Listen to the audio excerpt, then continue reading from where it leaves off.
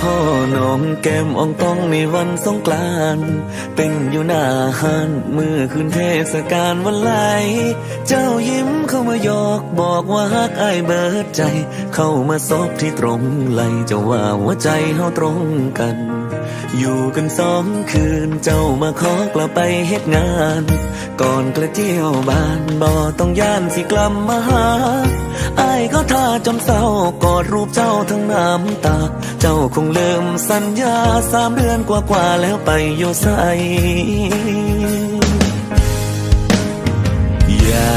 กเจอได้แค่เพียงคิดทอดรอวันได้กอดเธอเฝ้าแต่ฝันละเมอกับคำว่าฮักที่เธอนั้นบอกอ้ายบ่ฮู้ว่าจริงหรือหยอกย้อนคนสวยนั้นสิ้นมาหลอกให้อ้ายช้ำดอกกระเจียวตัวไปเคลียร์คนนักดอลโอส่งตัวต้องก้อนเจ็บมวยนิดเลยโอ้มันบางตัวเมย์เนี่ยไม่ล้อป้องนาจักเลยโจกตานหลิกมันโดนบานชื่อนางสงสารไม่ล้อแต่มันโดยไม่สงสารจังอารมณ์ไปคลั่งอมนักมันแรงนักคลี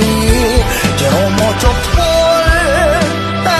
โดนไม่นักปุ่มงี้รีบก็คิมชิมนูอาตมานิยม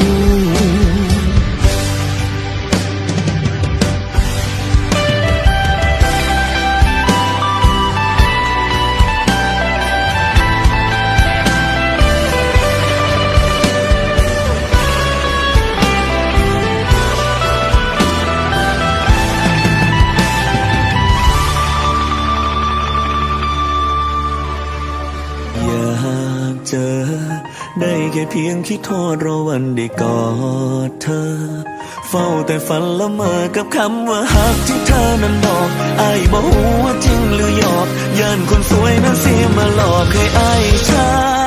ดอกกระเจียวบานอีกไม่นานก็คงสิเช้าอ้ายก็รอเจ้าอยู่คือเก่าไปเป็นผู้สาวผู้ใดน้อนานนั่น